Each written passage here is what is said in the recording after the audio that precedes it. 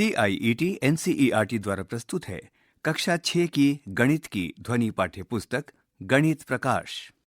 पृष्ठ 187, अध्याय 8, रचनाओं के साथ खेलना। 8.1 कलाकृति। यहां दी गई रचनाओं का ध्यानपूर्वक अवलोकन कीजिए और मुक्त हस्त यानी फ्री हैंड द्वारा इन्हें बनाने का प्रयास कीजिए। आपके लिए 5 अलग अलग आकृतियां दी गई हैं। आकृति 8.1 में 5 अलग अलग रचनाएं आपके लिए दी गई हैं। पृष्ठ 188। अब अपने हाथों में एक प्रकार यानी कंपास और रूलर यानी स्केल लीजिए। आइए जानें कि क्या हम इन उपकरणों की सहायता से इन आकृतियों को बना सकते हैं। आइए उससे पहले हम प्रकार से परिचित होते हैं। प्रकार किस प्रकार बना है अवलोकन कीजिए। प्रकार की सहायता से हम क्या क्या बना सकते हैं पता लगाइए। क्या आप वक्रों के विषय में जानते हैं? ये सभी पेंसिल द्वारा कागज पर बनाई गई आकृतियां हो सकती हैं। इनमें सरल रेखाएं, वृत्त तथा अन्य आकृतियां सम्मिलित हैं, जैसा यहाँ चित्र में बताया गया है। यहाँ चित्र में 5 अलग अलग आकृतियां दी गई हैं। कागज पर एक बिंदु P अंकित कीजिए। फिर बिंदु P से 4 सेंटीमीटर दूरी पर विभिन्न दिशाओं में जितने संभव हों उतने बिंदुओं को अंकित कीजिए। सोचिए, बिंदु P से 4 सेंटीमीटर दूरी पर अंकित सभी बिंदुओं की कल्पना कीजिए। वे कैसे होंगे? इसे बनाने का प्रयास कीजिए और वक्र रेखा के कुछ बिंदु लेकर जांचिए कि वक्र रेखा पर अंकित बिंदु सही हैं। क्या वे P से ठीक 4 सेंटीमीटर की दूरी पर हैं? पता लगाइए। यदि अभी तक आपने ऐसा नहीं किया है तो ध्यान दीजिए कि क्या प्रकार इस कार्य के लिए उपयोग किया जा सकता है। इसके लिए प्रकार की सहायता से बिंदु P से 4 सेंटीमीटर दूरी पर कुछ बिंदु अंकित कीजिए। दाहिनी ओर एक चित्र दिया गया है जिसमें ये बताया गया है। चित्र में बिंदु P से 4 सेंटीमीटर की दूरी पर बिंदु Q और बिंदु R बनाए गए हैं। ये किस प्रकार किया जा सकता है? पृष्ठ 189। आप एक प्रकार को रूलर यानी स्केल के साथ इस प्रकार खोलिए कि प्रकार एवं पेंसिल की नोक रूलर पर 4 सेंटीमीटर की दूरी पर हों, जैसा आकृति 8.2 में बताया गया है। अब प्रकार से पूरा वक्र बनाने का प्रयास कीजिए। संकेत: प्रकार की नोक को स्थिर रखिए तथा केवल पेंसिल को घुमाइए। इस वक्र का आकार कैसा है? ये एक वृत्त है। इस वृत्त पर एक बिंदु लीजिए। P से इस बिंदु की दूरी क्या होगी? 4 सेंटीमीटर के बराबर या 4 सेंटीमीटर से कम या 4 सेंटीमीटर से अधिक? इसी प्रकार P तथा वृत्त पर एक अन्य बिंदु के बीच की दूरी क्या होगी? जैसा कि यहाँ दी गई आकृति में बताया गया है, बिंदु P वृत्त का केंद्र कहलाता है। केंद्र और वृत्त पर स्थित किसी बिंदु के बीच की दूरी इसकी यानी वृत्त की त्रिज्या कहलाती है। आकृति 8.2 में ये करके बताया गया है। प्रकार को रूलर यानी स्केल की मदद से 4 सेंटीमीटर की दूरी पर खोला गया है और दूसरे चित्र में बिंदु P से एक वृत्त बनाया गया है जहां केंद्र और त्रिज्या भी समझाए गए हैं। प्रकार के प्रयोग का पता लगाने के बाद आगे बढ़ें और चित्र 8.1 में दिए गए चित्रों को पुनः बनाएं। क्या आप इन आकृतियों को वहां दिखाई गई आकृतियों के समान बना सकते हैं? यदि आप चाहते हैं तो पुनः प्रयास कीजिए। क्या उपकरणों का प्रयोग रचना को और आसान बनाता है? अब अग्रलिखित आकृतियों को बनाने का प्रयास कीजिए। पृष्ठ 190। रचना कीजिए। 1. एक व्यक्ति। आप इसे कैसे बनाएंगे?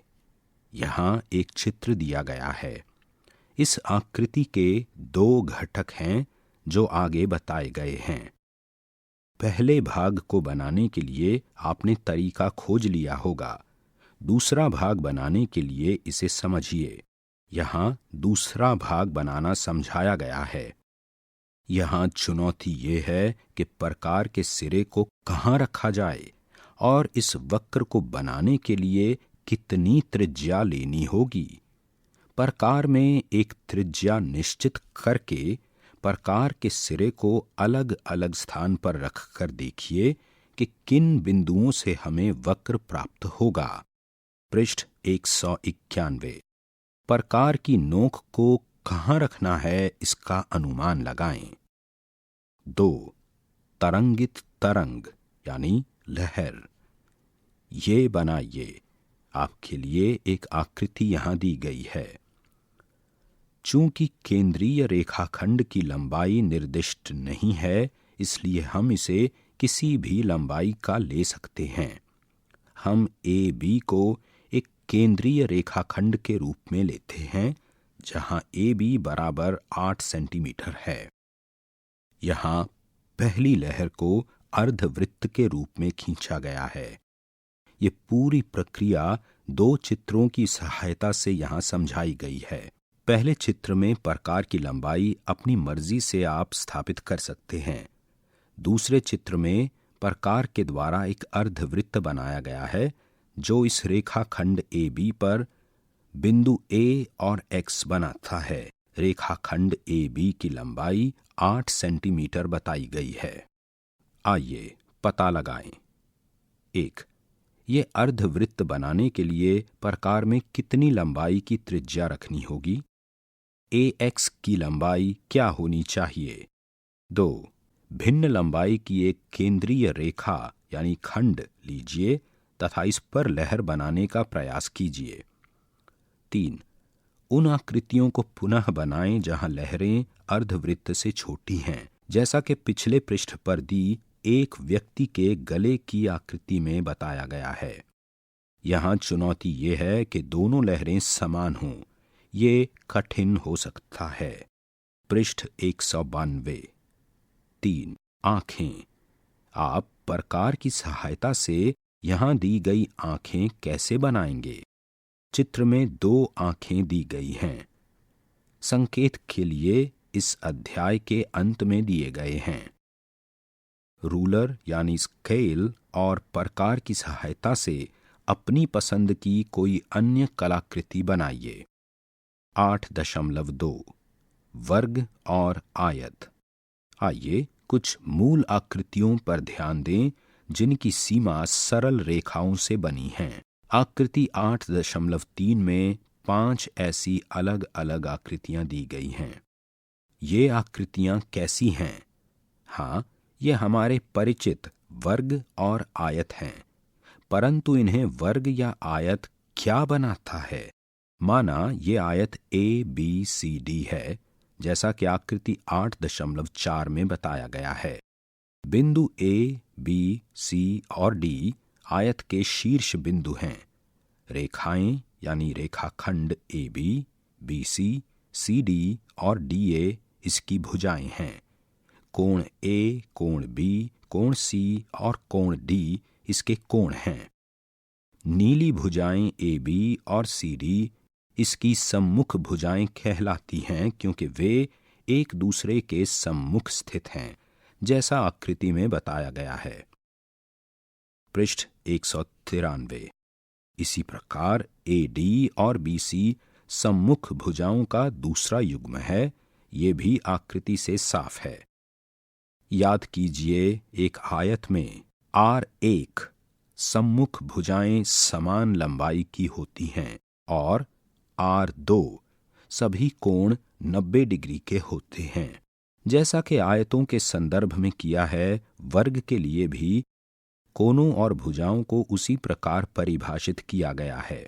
एक वर्ग इन 2 गुणों को संतुष्ट करता है। S1 सभी भुजाएं समान होती हैं और S2 सभी कोण 90 डिग्री के होते हैं। आकृति 8.4 में आयत पर ध्यान दीजिए। इसका नाम ABCD दिया गया है। इस आयत को नामित करने के और भी तरीके जैसे BCDA, CDAB, DABC, ADCB, DCBA, CBAD और BADC हैं। तो क्या एक आयत का नाम उसके कोनों के लेबलों के किसी भी संयोजन का उपयोग करके रखा जा सकता है? नहीं। उदाहरण के लिए इसे ABDC या ACBD से नामित यानी नामकरण नहीं किया जा सकता।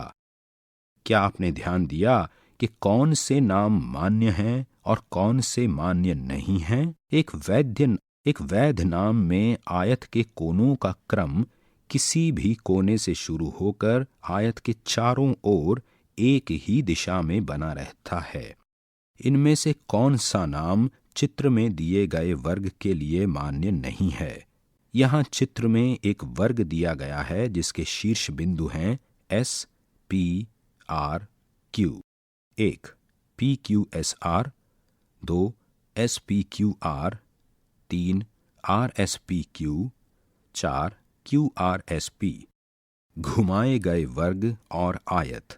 यहाँ दिए चित्र में एक वर्गाकार कागज का टुकड़ा दिया गया है जिसकी सभी भुजाएं बराबर लंबाई की हैं और सभी कोण 90 डिग्री के बराबर हैं। इसे चित्र में समझाए अनुसार घुमाया जाता है। दूसरे चित्र में ये साफ हुआ। क्या ये अब भी एक वर्ग है? आइए जांचें कि क्या ये अभी भी वर्ग के गुणों को संतुष्ट करता है। क्या अब भी इसकी सभी भुजाएं बराबर हैं? हाँ। क्या अब भी सभी कोणों की माप 90 डिग्री है? हाँ। पृष्ठ 194। वर्ग को घुमाने पर इसकी भुजाओं की लंबाई तथा कोणों के माप नहीं बदलते, इसलिए ये घुमाई हुई आकृति वर्ग के दोनों गुणों को संतुष्ट करती है, अतः ये अब भी एक वर्ग है। इसी तर्क के आधार पर एक घुमाया गया आयत भी आयत ही रहता है। दाहिनी ओर के चित्र में एक घुमाया हुआ आयत दिया गया है। आइए पता लगाएं। 1 डॉट पेपर पर एक आयत और 4 वर्गों का प्रारूप खींचिए, जैसा आकृति 8.3 में समझाया गया है। आकृति को पुनः इस प्रकार बनाने के लिए कि चारों वर्ग सममित रूप से आयत के चारों ओर रखे जाएं, आप क्या करेंगे? अपने सहपाठियों के साथ चर्चा कीजिए।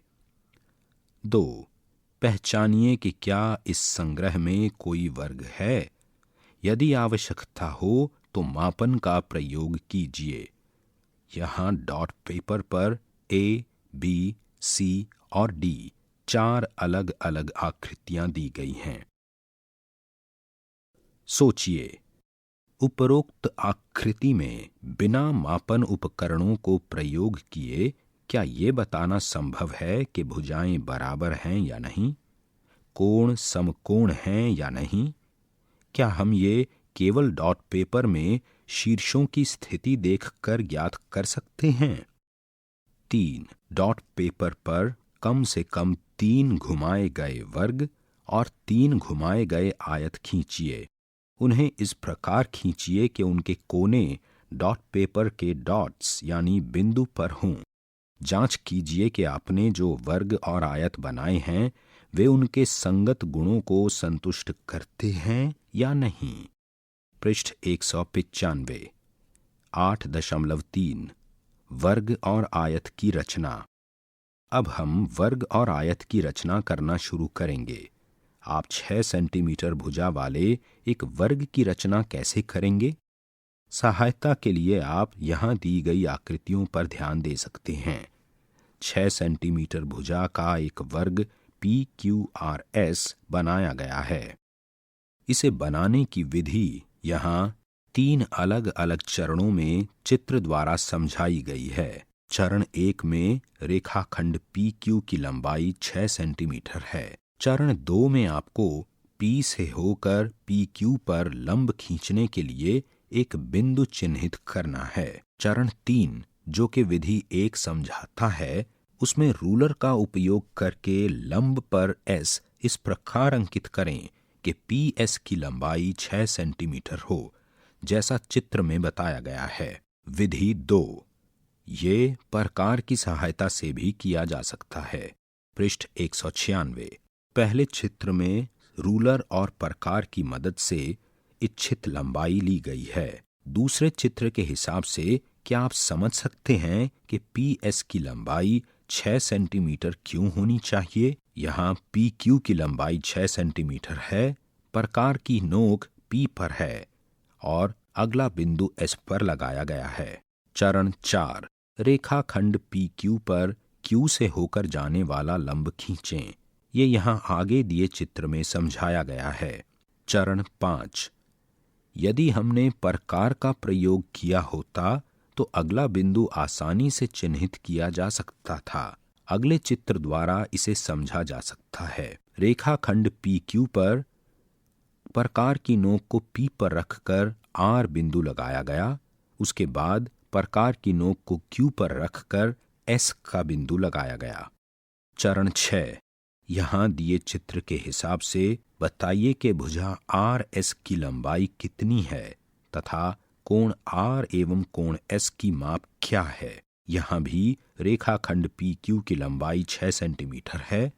वही लंबाई रेखाखंड पी आर और क्यू एस की भी है। पृष्ठ 197। रचना कीजिए। 1. 6 सेंटीमीटर और 4 सेंटीमीटर लंबी भुजाओं वाले एक आयत की रचना कीजिए।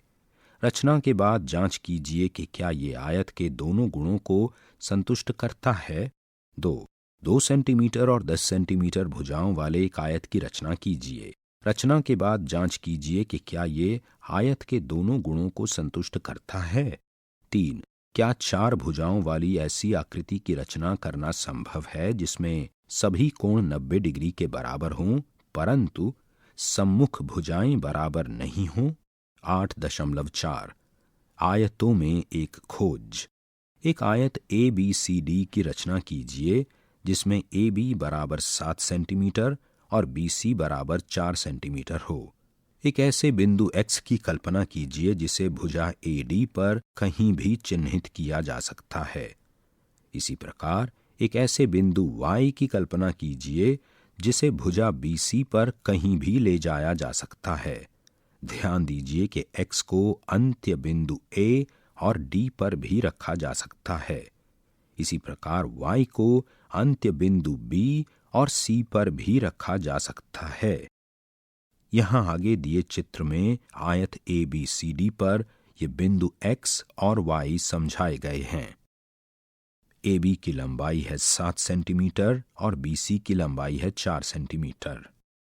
यहाँ आगे 3 और चित्र दिए गए हैं जिनमें आयत ए बी सी डी पर बिंदु एक्स और बिंदु वाई के स्थान बदल दिए गए हैं। चित्र पर ध्यान दीजिए और इन्हें समझने का प्रयास कीजिए। पृष्ठ 198। किन स्थानों पर बिंदु एक्स और वाई परस्पर निकटतम होंगे?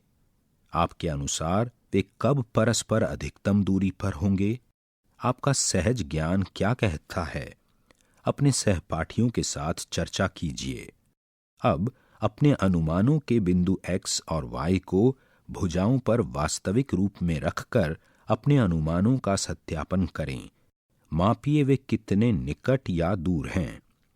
एक्स और वाई के बीच की दूरी को रेखाखंड एक्स वाई की लंबाई मापकर ज्ञात किया जा सकता है। बिंदु एक्स और वाई के बीच की न्यूनतम दूरी की तुलना ए बी की लंबाई से किस प्रकार की जा सकती है? एक्स और वाई की स्थिति बदलें और जांचें कि क्या कोई अन्य स्थिति है जहां वे अपने निकटतम या अधिकतम दूर हैं। आप एक्स और वाई के विभिन्न स्थानों को लेकर इस आयत की अनेक प्रतिलिपियों की रचना कर सकते हैं जैसा कि पिछले चित्र में समझाया गया है। एक्स और वाई की विभिन्न स्थितियों के लिए एक्स वाई की लंबाइयों का हिसाब आप कैसे रखेंगे? ऐसा करने की एक विधि ये है। मान लीजिए कि यहाँ एक्स और वाई की कुछ स्थितियां हैं जिन पर आप विचार कर चुके हैं। जब ए से एक्स की दूरी 5 मिलीमीटर है तथा B से Y की दूरी 3 सेंटीमीटर है, तब XY बराबर रिक्त स्थान सेंटीमीटर, रिक्त स्थान मिलीमीटर है। जब A से X की दूरी 1 सेंटीमीटर है तथा B से Y की दूरी 1 सेंटीमीटर है, तब XY बराबर रिक्त स्थान सेंटीमीटर, रिक्त स्थान मिलीमीटर है। जब A से X की दूरी 2 सेंटीमीटर है तथा B से Y की दूरी 4 सेंटीमीटर है, तब XY बराबर रिक्त स्थान सेंटीमीटर, रिक्त स्थान मिलीमीटर है, तथा आगे भी। क्या इसे लिखने की कोई संक्षिप्त विधि है? हम जानते हैं कि इन सभी वाक्यों में केवल X और Y की स्थितियां तथा XY की लंबाइयों में परिवर्तन हो रहे हैं, अतः हम इसे इस प्रकार लिख सकते हैं। यहाँ एक सारणी दी गई है जिसमें 3 स्तंभ यानी कॉलम हैं।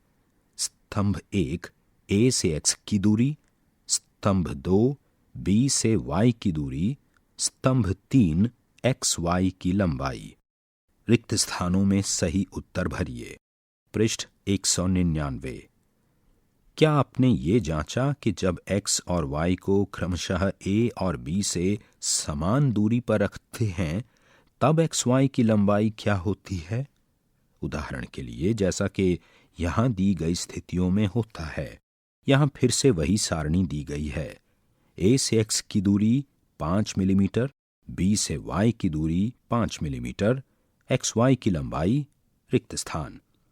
A से X की दूरी 1 सेंटीमीटर, B से Y की दूरी 1 सेंटीमीटर, XY की लंबाई रिक्त स्थान। A से X की दूरी 1 सेंटीमीटर 5 मिलीमीटर, B से Y की दूरी 1 सेंटीमीटर 5 मिलीमीटर, XY की लंबाई रिक्त स्थान, और आगे इसी प्रकार। इनमें से प्रत्येक स्थिति का अवलोकन कीजिए। 1. AB की लंबाई की तुलना में XY की लंबाई कैसे है, तथा 2. 4 चतुर्भुजीय आकृति ABYX का आकार। X और Y के बीच अधिकतम दूरी को AC या BD की लंबाई से कैसे तुलना करेंगे? रचना कीजिए। आयतों को तोड़ना। एक ऐसे आयत की रचना कीजिए जिसे 3 समरूप वर्गों में विभाजित किया जा सके। ऐसा यहाँ आकृति में दिया गया है। हल। यदि ये कठिन प्रतीत होता है तो आइए इस समस्या को सरल करने का प्रयास कीजिए। खोजिए, क्या आप ऐसे आयत की रचना कर सकते हैं जिसे 2 समरूप वर्गों में विभाजित किया जा सकता है? क्या आप ये प्रयास कर सकते हैं? ये बुद्धिमानी होगी कि पहले योजना बनाई जाए और फिर रचना की जाए। परंतु हम योजना कैसे बनाएं? क्या इसके विषय में आप कोई तरीका सोच सकते हैं? एक तरीका ये है कि अंतिम आकृति का एक कच्चा चित्र बनाकर उसकी कल्पना की जाए। पृष्ठ 200। यहाँ पृष्ठ के ऊपरी हिस्से में एक आकृति दी गई है जिसके शीर्ष बिंदु हैं A, C, D, F। इस आयत को बीच से 2 हिस्सों में बांटा गया है और जो नए बिंदु बने हैं वे हैं B और E। इस आकृति से हम क्या निष्कर्ष निकाल सकते हैं? क्या आप समान भुजाओं की पहचान कर सकते हैं? चूंकि दोनों वर्ग समरूप हैं, इसलिए AB बराबर BC और FE बराबर ED है। चूंकि ABEF और BCDE वर्ग हैं, इसलिए इन वर्गों में से प्रत्येक की सभी भुजाएं समान हैं। इसे ऐसे रूप में लिखा जाता है: AF बराबर AB बराबर BE बराबर FE, BE बराबर BC बराबर CD बराबर ED। अतः सभी छोटे रेखाखंड समान हैं। समान भुजाओं को दर्शाने के लिए एक परिपाटी का अनुसरण किया जाता है। ऐसा इन भुजाओं पर एक चिन्ह अंकित करके किया जाता है। ऊपर दी हुई कच्ची यानी रफ आकृति पर ध्यान दीजिए। उपरोक्त विश्लेषण द्वारा क्या आप इसकी रचना करने का प्रयास कर सकते हैं? याद रखिए, आपको ऐसे आयत की रचना करने के लिए कहा गया है जिसे 3 समरूप वर्गों में विभाजित किया जा सके तथा इसके लिए कोई मापन नहीं दिए गए हैं। आयत ACDF बनाने में AF को कोई भी लंबाई निर्दिष्ट कर सकते हैं। उदाहरण के लिए, हम यदि AF बराबर 4 सेंटीमीटर निर्दिष्ट करते हैं तो AC की लंबाई क्या होनी चाहिए? खोजिए, क्या अब आयत को पूरा किया जा सकता है? वस्तुतः हम रूलर से AF की लंबाई को मापे बिना ही AF खींचकर रचना प्रारंभ कर सकते हैं। इसके बाद हम AF पर एक लंब इस प्रकार खींच सकते हैं जो दूसरी भुजा को समाहित करने के लिए पर्याप्त लंबी हो। क्योंकि AB बराबर AF है, इसलिए हमें उपरोक्त लंब पर AF के बराबर की लंबाई काटनी है, जिससे हमें बिंदु B प्राप्त होगा। बिना रूलर के हम ये कार्य कैसे करते हैं? क्या ये कार्य प्रकार का उपयोग करते हुए किया जा सकता है? पृष्ठ 201। अवलोकन करें कि प्रकार का प्रयोग कर किस प्रकार AF की लंबाई मापी जाती है। ये यहाँ दिए गए 2 चित्रों में समझाया गया है। दोनों चित्रों में प्रकार की नोक A पर ही है। AF की लंबाई की दूरी दूसरे चित्र में हमें बिंदु B देती है। इसका उपयोग B और C बिंदुओं को अंकित करने के लिए कीजिए तथा आयत को पूरा कीजिए। इस विचार के साथ एक आयत बनाने का प्रयास कीजिए जिसे 3 समान वर्गों में विभाजित किया जा सके। उस आयत की भुजाओं की लंबाई बताइए जिसे इनमें विभाजित नहीं किया जा सकता है। 2 समरूप वर्ग, 3 समरूप वर्ग। रचना कीजिए। 1. एक आयत के अंदर वर्ग 8 सेंटीमीटर और 4 सेंटीमीटर भुजाओं वाले एक आयत की रचना कीजिए, जैसा यहाँ नीचे दिए चित्र में बताया गया है। इस आयत के अंदर आप नीचे दी आकृति में समझाए अनुसार एक वर्ग की रचना किस प्रकार करेंगे जिससे कि ये वर्ग आयत के ठीक बीचों बीच रहे। पृष्ठ 202। संकेत: एक कच्ची यानी रफ आकृति खींचिए। इस वर्ग की भुजा क्या होगी? बाहरी आयत और वर्ग के कोनों के बीच में कितनी दूरी होगी? 2. गिरते हुए वर्ग। यहाँ 2 अलग अलग चित्र दिए गए हैं। दोनों में हमें गिरते हुए वर्ग समझाए गए हैं। पहले चित्र में प्रत्येक 4 सेंटीमीटर भुजा का एक वर्ग है। सुनिश्चित करें कि वर्ग उसी तरह संरेखित हों जिस तरह वे यहाँ समझाए गए हैं। अब ये प्रयास कीजिए। दूसरे चित्र में 3 वर्ग ऐसे ही गिरते हुए समझाए गए हैं, परंतु यहाँ वर्ग की भुजाओं की लंबाई अलग अलग है। पहला वर्ग 3 सेंटीमीटर भुजा का वर्ग है, दूसरा 5 सेंटीमीटर भुजा का वर्ग है और तीसरा 7 सेंटीमीटर भुजा का वर्ग है। 3. छायांकन। दी गई आकृति को बनाइए। दाहिनी ओर एक आकृति दी गई है। अपनी इच्छा से मापन चुनिए। ध्यान दीजिए कि बड़ी चतुर्भुजीय आकृति एक वर्ग है तथा इसी प्रकार छोटी आकृतियां भी वर्ग हैं। चित्र में एक बड़ी चतुर्भुजीय आकृति में कुछ छोटी वर्ग आकृतियां दी गई हैं। कुछ हिस्से को छायांकित भी किया गया है। पृष्ठ 203। 4. वर्ग जिसके अंदर छेद है। यहाँ एक चित्र दिया गया है जिसमें एक वर्ग के अंदर एक छेद है। ध्यान दें कि वृत्ताकार छेद वर्ग के ठीक बीचों बीच है। संकेत: सोचिए कि वृत्त का केंद्र कहाँ होना चाहिए। 5. अधिक छेदों वाले वर्ग। यहाँ दी गई आकृति में 4 वर्ग एक दूसरे से जुड़े हुए हैं और सभी में छेद हैं। 6. वक्रों वाला वर्ग। यहाँ आकृति पर ध्यान दीजिए। ये 8 सेंटीमीटर की भुजा का एक वर्ग है। उसमें 4 अलग अलग वक्र समझाए गए हैं। संकेत: सोचिए कि प्रकार के नुकीले सिरे को कहाँ रखा जाए ताकि चारों चाप यानी आंख प्रत्येक भुजा से समान रूप से उभरें। प्रयत्न कीजिए। 8.5 आयतों और वर्गों के विकर्णों की खोज करना। एक आयत PQRS पर विचार कीजिए। यहां दाहिनी ओर चित्र में यह आयत दिया गया है। PR और QS को मिलाइए जैसा कि चित्र में बताया गया है। ये दोनों रेखाखंड इस आयत के विकर्ण यानी डायगोनल्स कहलाते हैं। विकर्णों की लंबाइयों की तुलना कीजिए। पहले पूर्वानुमान लगाइए, फिर आकृति में दिखाए अनुसार बिंदुओं को अंकित करते हुए आयत बनाकर विकर्णों को मापिए। पृष्ठ 204। आयत PQRS में P और R पर बने समकोणों को सम्मुख कोण यानी ऑपोजिट एंगल्स कहा जाता है। सम्मुख कोणों के अन्य युग्म Q और S पर बने हैं जैसा कि चित्र में बताया गया है। ध्यान दीजिए कि एक विकर्ण सम्मुख कोणों के प्रत्येक युग्म के कोणों को दो छोटे कोणों में विभाजित करता है। दी गई आकृति में विकर्ण PR कोण R को दो छोटे कोणों में विभाजित करता है जिन्हें G और H कहा गया है।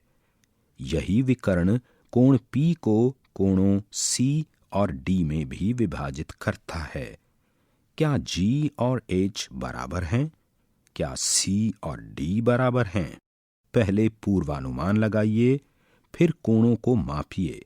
आप क्या देखते हैं? उन कोण युग्मों की पहचान कीजिए जो बराबर हैं। खोजिए।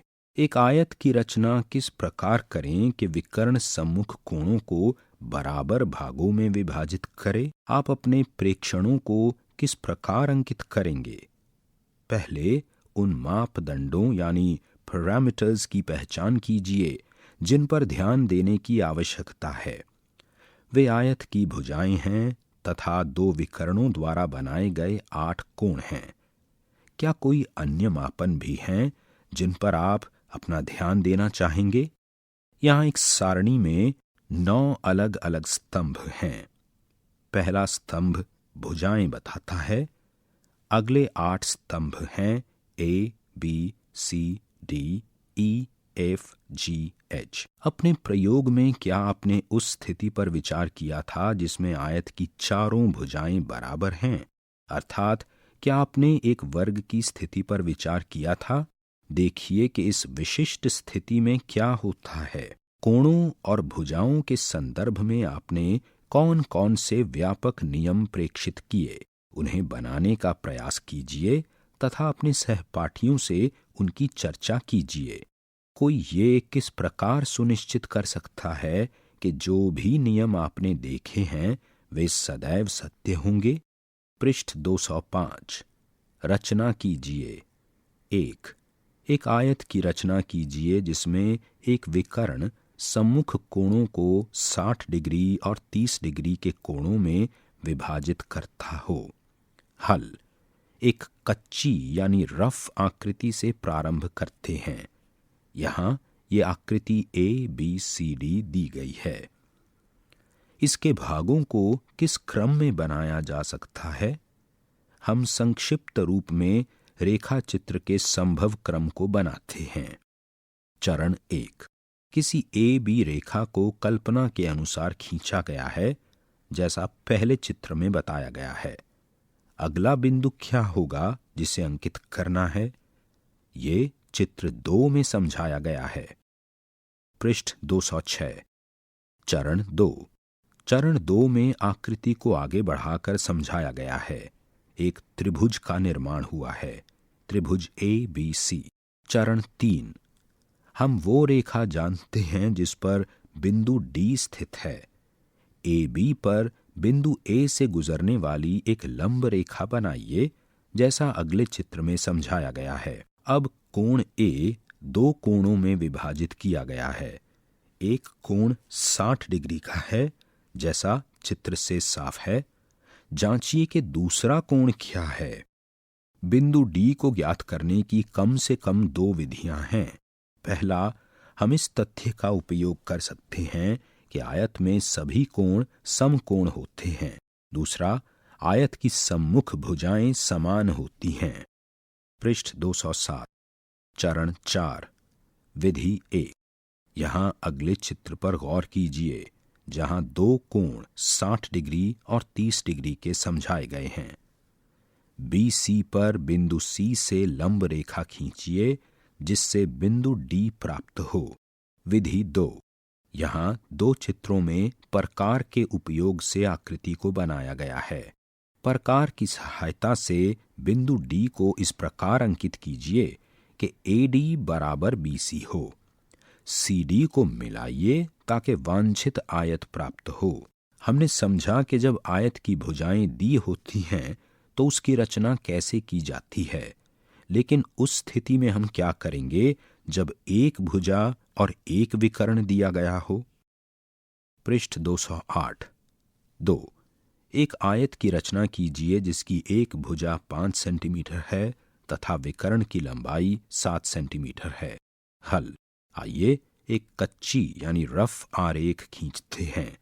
दाहिनी ओर ये चित्र दिया गया है, आयत ABCD। आइए रचना के चरणों पर निर्णय लें। किस रेखा को सबसे पहले खींचा जा सकता है? चरण 1।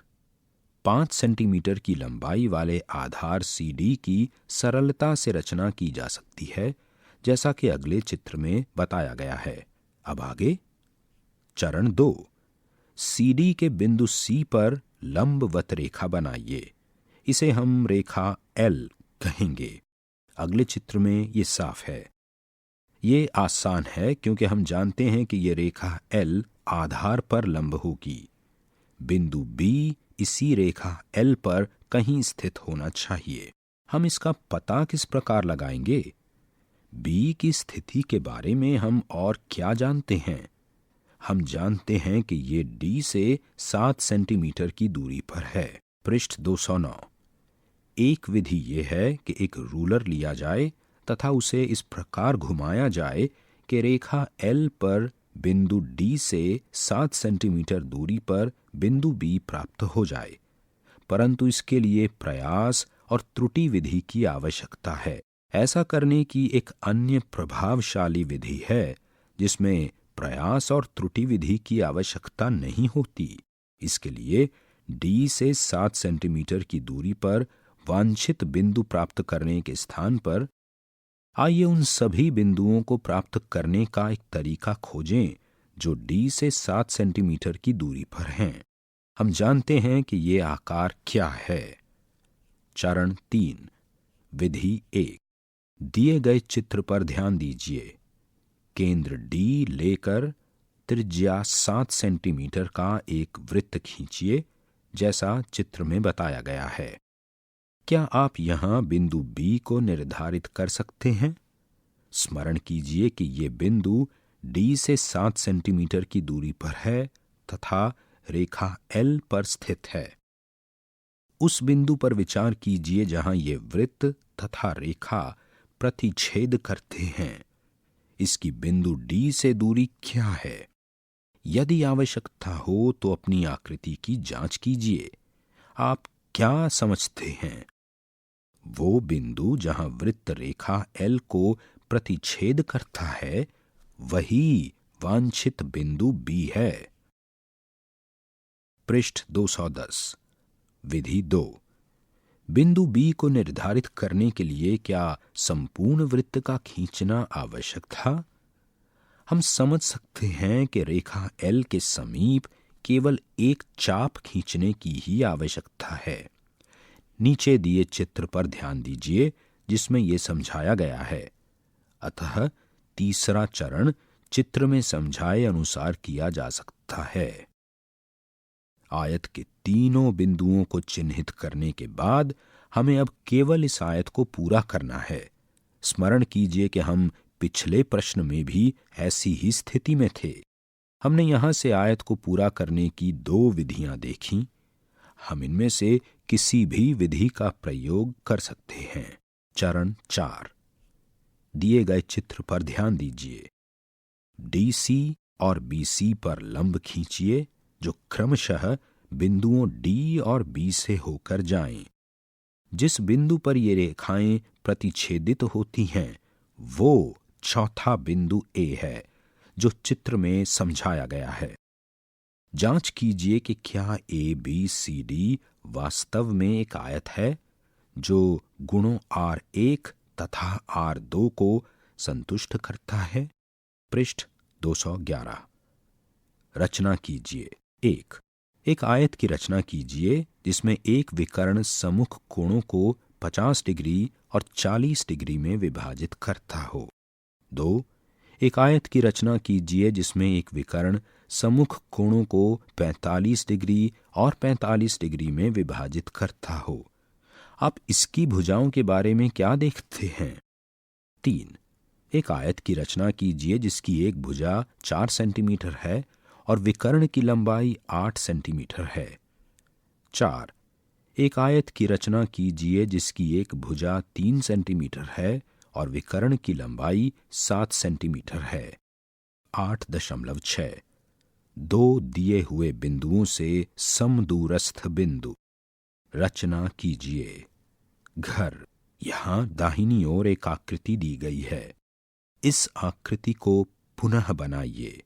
ध्यान दीजिए कि उपरोक्त घर की सीमा यानी बॉर्डर को बनाने वाले सभी रेखाखंडों की लंबाई 5 सेंटीमीटर है जो चित्र से समझा जा सकता है। हल।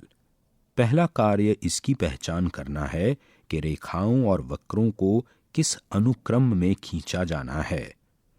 चरण 1। यहां एक आकृति दी गई है जिसमें घर बनाने की शुरुआत की गई है। पृष्ठ 212। क्या आप इस आकृति को पूरा कर सकते हैं? प्रयास कीजिए। आकृति में DE की लंबाई 5 सेंटीमीटर, BD की लंबाई 5 सेंटीमीटर और CE की लंबाई 5 सेंटीमीटर है। घर के दरवाजे की लंबाई यानी ऊंचाई 2 सेंटीमीटर और चौड़ाई 1 सेंटीमीटर बताई गई है। हमें बिंदु A को निर्धारित करने की आवश्यकता है जो बिंदु B और बिंदु C से 5 सेंटीमीटर की दूरी पर है। आपने अनुभव कर लिया होगा कि ये केवल रूलर के उपयोग से किया जा सकता है। हालांकि इसमें बहुत सारे प्रयास और त्रुटियां हो सकती हैं। इस रचना को सरल कैसे किया जा सकता है? यदि आपने ये अनुमान लगा लिया है कि ऐसा प्रकार के उपयोग से किया जा सकता है तो आप सही हैं। आगे बढ़िए तथा खोजिए कि किस प्रकार बिना प्रयास और त्रुटि के बिंदु A को निर्धारित किया जा सकता है। इस समस्या में बिंदु A को निर्धारित करने और पिछले भाग के दूसरे उदाहरण के हल के तीसरे चरण में बिंदु B को निर्धारित करने में एक समानता है। पृष्ठ संख्या 209 पर ध्यान दीजिए। चरण 2। यहां आकृति में घर का बनना आगे बढ़ा है और आकृति में एक बड़ा वृत्त भी सम्मिलित हो गया है। एक वक्र को खींचिए जिसके सभी बिंदु B से 5 सेंटीमीटर की दूरी पर हैं। B केंद्र वाले वृत्त की त्रिज्या 5 सेंटीमीटर होनी चाहिए, जैसा कि चित्र के हिसाब से सही है। क्या इससे बिंदु A को निर्धारित करने में सहायता मिलती है? रचना कीजिए तथा इस आकृति में खोज कीजिए। वृत्त पर स्थित वो बिंदु जिसकी C से दूरी 5 सेंटीमीटर है से बिंदु A निर्धारित किया जा सकता है। पुनः ये एक रूलर के उपयोग से किया जा सकता है, परंतु क्या हम इसके लिए एक प्रकार का भी प्रयोग कर सकते हैं? पृष्ठ 213। चरण 3। विधि 1। केंद्र C और त्रिज्या 5 सेंटीमीटर लेकर प्रकार की सहायता से एक वृत्त खींचिए, जैसा कि यहाँ चित्र में समझाया गया है। क्या आप बिंदु A को निर्धारित कर पाए? अपनी कॉपी पर इस आकृति को जांचिए। आपने क्या समझा? उस बिंदु पर ध्यान दीजिए जहां दोनों वृत्त प्रतिच्छेद करते हैं। ये बिंदु B से कितनी दूरी पर है? ये बिंदु C से कितनी दूरी पर है? अतः बिंदु A यहां स्थित है। सोचिए, क्या बिंदु ए को प्राप्त करने के लिए दोनों वृत्तों को पूरा खींचना आवश्यक था? हमें केवल इन वृत्तों के भागों की ही आवश्यकता थी। विधि 2। अतः बिंदु ए और बिंदु बी और बिंदु सी से 5 सेंटीमीटर त्रिज्या की चापों को खींचकर भी प्राप्त किया जा सकता था, जिनकी त्रिज्या बिंदु बी और सी से 5 सेंटीमीटर थी। पृष्ठ 214। यहां पृष्ठ के ऊपरी हिस्से में यह प्रक्रिया आगे बढ़ रही है और प्रकार का उपयोग समझाया गया है, जिसमें 2 चापें लगाई गई हैं और बिंदु ए हमें मिल गया है। ए को बी और सी से सरल रेखाओं द्वारा जोड़िए। बिंदु ए को प्राप्त करने के बाद बचे हुए चापों की रचना ही शेष है। हम इसे कैसे करेंगे? क्या हम इस तथ्य का उपयोग कर सकते हैं कि ए, बी और सी दोनों से 5 सेंटीमीटर की दूरी पर है? चरण 4। प्रकार में 5 सेंटीमीटर त्रिज्या लीजिए और ए से बी और सी को स्पर्श करते हुए चाप खींचें, जैसा कि नीचे दिए गए चित्र में समझाया गया है। प्रकार की नोक ए पर है और त्रिज्या 5 सेंटीमीटर की है। अब घर तैयार है। पृष्ठ 215। रचना कीजिए। 1। इससे बड़े एक घर का निर्माण कीजिए जिसकी सभी भुजाएं 7 सेंटीमीटर लंबी हों। 2. घर की रचना में सम्मिलित संकल्पनाओं का प्रयोग करते हुए सेक्शन कलाकृति से एक व्यक्ति, तरंगित लहर और आंखें का पुनः सृजन करने का प्रयास करें। 3. क्या 4 समान भुजाओं वाली एक आकृति बनाई जा सकती है जो वर्ग न हो? यदि ऐसी आकृति का अस्तित्व है तो क्या आप इसकी रचना कर सकते हैं? संकेत। ए. आंखें 8.1 कलाकृति एवं उपरोक्त रचना कीजिए। 2 से पृष्ठ संख्या 215 है। आकृति में रचना का एक भाग दिया गया है। इस पर ध्यान दीजिए। इसमें आप बहुत हल्के रंग के 2 क्षैतिज रेखाखंड पाएंगे। ज्यामितीय रचनाओं में हमें कुछ सहायक वक्र या आकृतियां बनानी होती हैं जो आकृति का अंश नहीं होते किंतु रचना में सहायक होते हैं। यहाँ नीचे आंखों की यह आकृति प्रकार के उपयोग से बनाई जा रही है। आंख के ऊपर और नीचे के वक्रों को बनाने की प्रक्रिया वही है जिसे आकृति एक व्यक्ति में प्रयोग किया गया था। बिंदु ए और बी वे स्थान हैं जहां प्रकार के सिरे को आंख के वक्रों को खींचते समय रखा जाता है। ध्यान रहे कि ऊपरी और निचले वक्र मिलकर एक सममित आकृति बनाएं। ऐसा करने के लिए इन बिंदुओं ए और बी को कहाँ रखा जाए या निर्धारित किया जाए, एक अनुमान लगाइए। पृष्ठ 216। आंखों को जितना संभव हो सममित और समरूप बनाने का प्रयास कीजिए। संभव है इसमें बहुत प्रयासों की आवश्यकता हो। बी. उपरोक्त रचना कीजिए। 3 से पृष्ठ संख्या 215 है। रचना के उद्देश्य से आइए हम भुजा की लंबाई 5 सेंटीमीटर मान लेते हैं। दी गई आकृति पर विचार करें। हमें इस 4 भुजा वाली आकृति को बनाने के लिए केवल एक और बिंदु की आवश्यकता है। माना कि वो बिंदु डी है जो बिंदु बी और सी से 5 सेंटीमीटर दूरी पर होना चाहिए। इस तरह का बिंदु कैसे ज्ञात किया जा सकता है? क्या घर समस्या में प्रयुक्त किसी भी विधि का प्रयोग यहां किया जा सकता है? सारांश। वृत्त के सभी बिंदु केंद्र से समान दूरी पर होते हैं। ये दूरी वृत्त की त्रिज्या कहलाती है। वृत्त और उसके भागों की रचना के लिए प्रकार का प्रयोग किया जा सकता है। एक दी हुई आकृति की रचना की योजना बनाने के लिए पहले रफ आकृति बनाना सहायक हो सकता है। एक आयत की रचना की जा सकती है यदि उसकी भुजाओं अथवा एक भुजा और विकर्ण की लंबाई दी हो। अध्याय 8 यहाँ समाप्त होता है। अभी आप सुन रहे थे कक्षा 6 की ध्वनि पाठ्य पुस्तक गणित प्रकाश। वाचन स्वर गौरव मारवाहा, ध्वनियांकन वीरेंद्र रावत, निर्माण सहयोग अमरजीत सरकार, निर्देशन तथा निर्माण विमलेश चौधरी तथा प्रस्तुति CIET NCERT नई दिल्ली, भारत।